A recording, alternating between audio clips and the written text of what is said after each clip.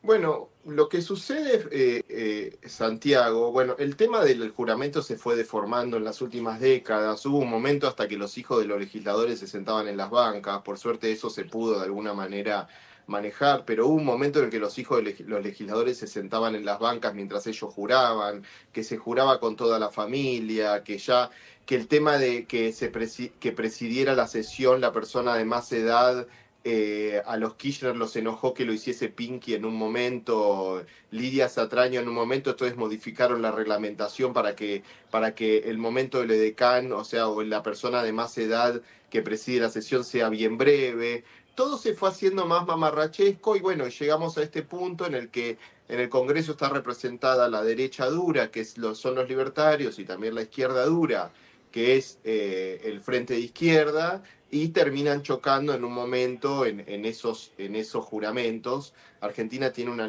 alineación inédita con Israel, nunca en su historia la tuvo tan fuerte, y bueno, y eso genera reacciones del otro lado igual de introspectivas y probablemente igual de equivocadas, Santiago. Ahí, Hernán, te pregunto, porque hay que hacer memoria en cuanto a un presidente acompañando la asunción de nuevos diputados. ¿Esto crees que motivó un poco más a la tribuna libertaria a gritar, estando en el palco casi como un circo romano? Vamos a darle espectáculo al César.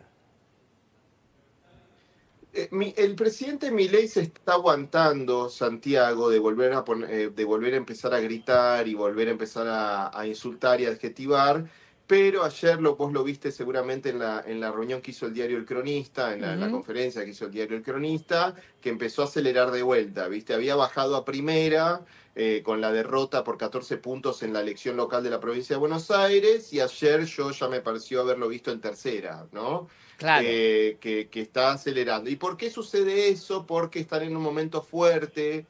Ellos ven al kirchnerismo llegando al balotaje en el 2027, y si el kirchnerismo llega al balotaje, Javier Milei va a reelegir, Santiago. O sea, digo, es muy complejo que el kirchnerismo tenga un quinto gobierno, y más con la interna que tiene entre Axel Kicillof y Cristina Kirchner, ambos concentrados en la sucesión en la provincia de Buenos Aires. Entonces están subiéndose al caballo de vuelta, y el presidente Milei está pasando de primera a segunda, de segunda a tercera, con las adjetivaciones, los gritos, el discurso economicista vehemente, como el de ayer, el del cronista, donde dijo varias cifras equivocadas y donde tuvo varios errores forzados o no forzados, pero dijo cosas que eran prácticamente mentira, como que el swap de Estados Unidos era de 20 mil millones de dólares. Entonces, me parece que los libertarios están en un momento cebados porque ven a un peronismo débil. A ver, Santiago, el presidente es, aparte de varias otras cosas, un acreedor de la caída del peronismo. O sea, el presidente se está beneficiando de una situación histórica de la que él no es el artífice, que es un peronismo que está saliendo lentamente de escena. Él es el beneficiario, pero no es el promotor, o sea, no es el que lo causa.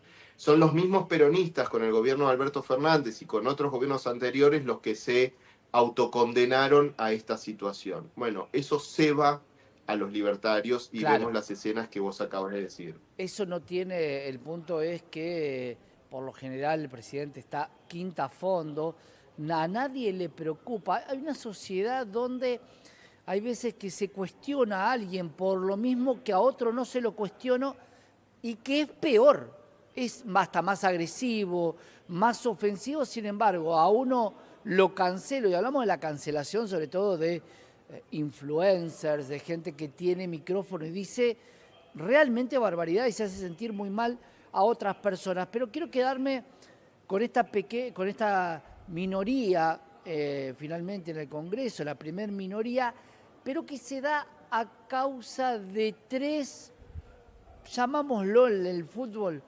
pases. Ahora, son pases Sí. porque coinciden en la visión del fútbol o porque hay un dinero atrás, porque ese es lo otro que se sospecha. ¿Por qué alguien que está en las antípodas del pensamiento termina jugando para alguien que está totalmente fuera de todo lo que en su vida transitó. Bien, es muy buena pregunta. Se van los tres catamarqueños que hace rato estaban votando junto a Milei, que se ausentaban, se abstenían. Bueno, se fueron los tres catamarqueños que posibilitaron que el bloque La Libertad Avanza sea el bloque mayoritario, o la primera minoría en realidad, en la Cámara de Diputados. ¿Qué es lo que sucede, Santiago? Los libertarios en el interior son más fuertes que en Buenos Aires. Entonces, ¿cuál es la amenaza del presidente Milei? Bueno, en realidad si hay plata o no hay plata, puede haber o puede no haber, Santiago. La promesa de Milei a los gobernadores es: yo te divido a la oposición y vos reelegís, gobernador Jalil, o yo no te divido a la oposición en el 2027 y vos haces las valijas y te vas. Esto es lo que está sucediendo en Santa Cruz, en Catamarca, en Córdoba, en diferentes provincias. La amenaza es: yo voy con oposición unificada y somos lo suficientemente fuertes para derrotarte, como por ejemplo en Neuquén, o yo te divido a la oposición, te hago el favor de dividirte a la oposición, algo que el kirchnerismo también necesita en la provincia de Buenos Aires, que Yarlora necesita en Córdoba, pero vos antes tenés que cumplir esta serie de requisitos, vos tenés que ausentarte, abstenerte, romper este bloque, etcétera, etcétera. Hasta el 2027 para los gobernadores va a ser un viacrucis, Santiago. Va a ser un viacrucis porque los libertarios son fuertes en el interior del país. Claro. Incluso cuando se ha financiado, andás a ver de dónde, a partidos libertarios minoritarios en Neuquén y Córdoba. Insisto, ¿de dónde habrá salido el financiamiento? Partidos extralibertarios que sacaron 4 o 5%, y aún así Juan Schiaretti perdió, y aún así Rolando Figueroa, el todopoderoso gobernador de Neuquén, perdió. Entonces la amenaza de Milei es: no te divido a la oposición, voy con oposición unificada en el 2027 y vos vas a tener que hacer las valijas. Si no querés hacer las valijas, más te vale que rompas el bloque. Claro, Hernán, lo que queda claro es que vamos a tener un presidente con todas las herramientas, no sé si con la ley bases, con esa cantidad de reformas, sin duda va a ser uno de los presidentes que más reformas haya hecho, porque lo laboral, lo tributario y seguramente lo judicial respecto al Código Penal van a ser leyes que van a ser cambiadas con esta primera minoría, con algunos acuerdos, con entendiendo que el balotaje del 27 prácticamente la derecha con la ultraderecha en la Argentina va a ganar porque no se quiere volver a años donde las cosas no funcionaron. Ahora, ¿qué pasa si no hay resultados en lo económico en estos 2 años? ¿Va a haber un changüín por parte de la sociedad? Si el kirchnerismo llega al balotaje, el presidente va a reelegir, Santiago. O sea, no, esto ya es algo, por eso sube tanto el Merval, por eso el riesgo país baja 600 puntos. Ahora, ¿le van a dar un changüí a otro peronismo, a alguien que tiene casi 80 años como Juan Schiaretti, que acaba de pasar una operación? Si los candidatos son Milei, Kicillof, Schiaretti, la gente va a querer que una especie de Biden argentino como Juan Schiaretti llegue a la presidencia, si lo lleva al balotaje. Si llega al balotaje, es probable que gane. Pero ¿cuál es el límite que está teniendo el presidente? El límite es la opinión pública más que la oposición. ¿Cuál fue la primera derrota, Santiago? La primera derrota fue la eliminación del monotributo. Ahí vos tenés una derrota. Ellos querían que se elimine el monotributo y ir todos al régimen de autónomos, que probablemente sea más justo impositivamente, pero la sociedad no lo quiere, Santiago. La opinión pública, en diferentes sondeos que deben haber hecho ellos y Focus, etcétera, dijo no, y el presidente dijo que los periodistas eran todos mentirosos, cuando en realidad eso había salido del propio gobierno. Segunda derrota: no se está pudiendo avanzar en el acuerdo judicial con Cristina Kirchner, se tiró un globo de ensayo, la senadora mendocina de la Cámpora, Anabel Fernández Agasti, como candidata a la Corte, se tiró el globo de ensayo, hubo mucho rechazo.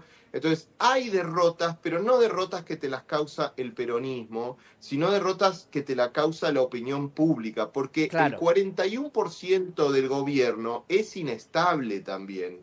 Santiago, no es un núcleo duro del 41%. El núcleo duro sigue siendo 30% y todo el resto está prestado. Entonces, primera derrota, la eliminación del monotributo, que no va a poder ser, ya con, digo, recontra subidos al caballo, muy difícil que la eliminación del monotributo pase, y probablemente haya otras derrotas a medida que nos acerquemos a las reformas, donde ellos van a tener que quitar artículos enteros de las reformas. No estamos creciendo al 9% como al principio de la convertibilidad, no estamos creciendo al 11%, Santiago. Entonces, las reformas del principio de los 90, esa es una muy mala comparación. Vos Claro. tenés una edad parecida a la mía, es una pésima comparación. Argentina volaba en el 91, en el 92, en el 93, en el 94, y ahí se sacaron decenas de privatizaciones y reformas bien profundas, que este no es el caso. No estamos creciendo a ese nivel, y si uno saca agro e intermediación financiera, no estamos creciendo en lo absoluto, Santiago. Y si hacemos las cuentas matemáticas muy sencillas, el presidente dijo que en 30 años a crecimiento de tasas del 5 al 7, que podría ser más alta, en 30 años somos potencia. Lo que pasa es que si creces al 2, en 60 años sos potencia. Claro, si todo el resto del mundo se congela, porque también el resto crece, el resto avanza, hay sectores que van a crecer más que la Argentina porque tienen estructuralmente una condición diferente, más allá de que la naturaleza nos ha dotado de muchos recursos.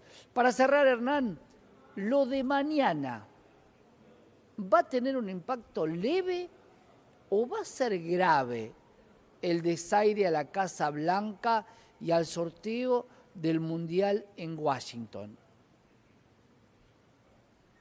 Me parece que ahí ellos no se animan a intervenir la AFA. Vos sabés más de fútbol que yo ahí, Santiago. Intervenir la AFA es hacer que se expulse a la Argentina del próximo Mundial de Fútbol.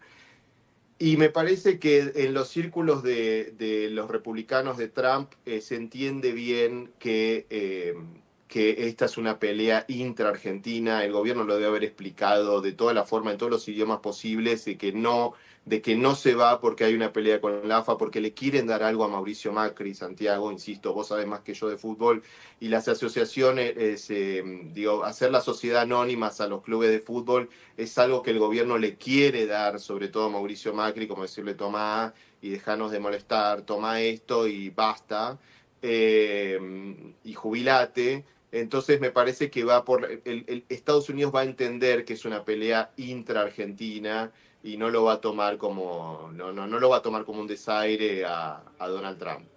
Claro, bueno, algo que decís y que tiene mucho de